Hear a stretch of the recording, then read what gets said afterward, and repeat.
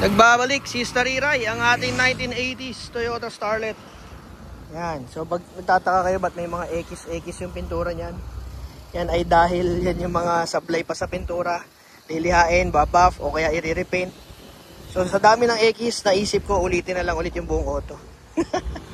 So bagong tambucho natin, galing kay Sir J. De Silva ng Bulacan. Nakatabingi kasi baka tumama sa tangke pag nag-vibrate. Gawa nang yung tangke nito galing na doon sa pinanggalingan ng makina niya. Eh para accurate yung fuel gauge, nilipat ko yung gauge, nilipat ko yung tangke. Ayan. So may kulang pa tayo dito, kulang tayo ng konting yero dito sa likod. So baka maglagay na tayo ng diffuser, hindi ko pa alam. So ayan, parang bitin kasi yung ilalim eh. Iba na kasi yung body panels nito. So ito na siya, may tenga na. Tapos ibababa natin ng konti yung likuran kasi taas, tignan niyo. Medyo 5 finger to. Yung harap tama na yun. Standard height. Ang problema, yun nga, kailangan ibaba dahil tumaas gawa ng flares.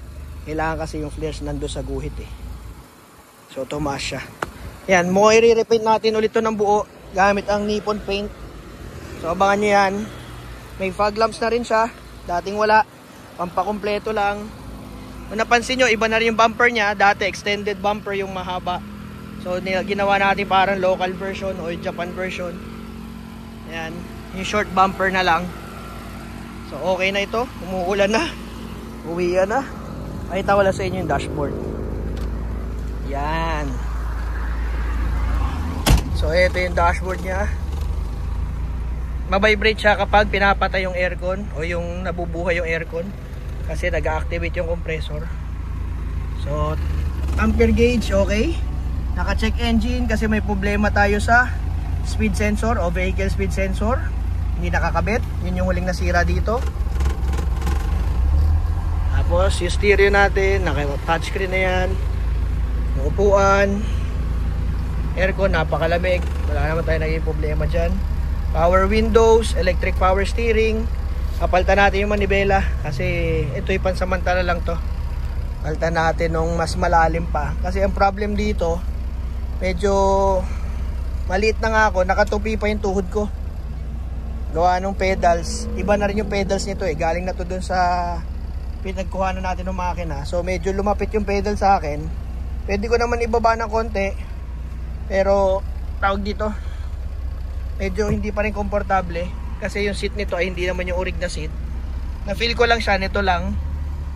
So papalitan natin either yung upuan or ibababa natin yung pedal. Tapos ito, medyo gamitin natin yung mas deep na manibela pa para lumapit siya dito. Kasi pag yung medyo hindi na abot eh. Pag yung komportableng upo, ang gagawin ko, hindi na siya abot. So dapat abot natin para makaliko-liko tayo na maayos. Kaya kukunin ko yung mas deep na manibela kasi wala na akong mabili nung adapter na mas mahaba pa rito. Ayan. So yun lang naman mga modification na gagawin natin sa kanya. Wala pa namang nababagong matindi ngayon. Wiring okay na. Ayan. So testing lang muna tayo dito, pictorial, para matansya natin kung may mga kailangan pang gawin bago natin to ulit ilong drive. So mahalaga to yung voltmeter. Kita ninyo kung nagcha-charge yung alternator ninyo o hindi. Yan. So ito naman, hindi na natin sasabihin to kasi mga personal na mga pindot natin yan eh. Yan yung pag pinindot mo biglang alam mo na, go baby yan eh. Go baby. Yung maisasakay mo yung gamit ni baby sa likod, pang compartment yan eh. Pang rear door yan. Ayan, umulan na ng umulan. Okay, let's go, uwian na. Namiss ko mag-upload ng video dito sa YouTube. Tachometer pala, kulang tayo dito. Tachometer, wala tayong RPM. Lalagyan tayo ng RPM dito, yung tachometer, para kita natin yung minor, kita natin yung shift light. Wala lang, pandagdag lang. Wala eh, speedometer lang eh. Speedometer, tapos temperature, tapos fuel. Walang RPM, may battery na. Tachometer na lang kulang. Yan. All goods. EPS okay na okay, napakagaan. 5-speed manual. Iniisip ko kung magpapalit ako ng mas malaking makina pa or ituturbo natin ito. Bahala na. Medyo parehas magastos, pero palagay ko mas malaki yung gain natin pag nag-change tayo ng mas malaking makina. Kasi ginawa ko tong auto na to customize para sa kagustuhan ko. Ang problema, yun nga, yung makina niya, huli na natin na pagtanto na hindi pala yun yung, alam mo yun, may istorya lang kasi yung makina nito sa akin eh.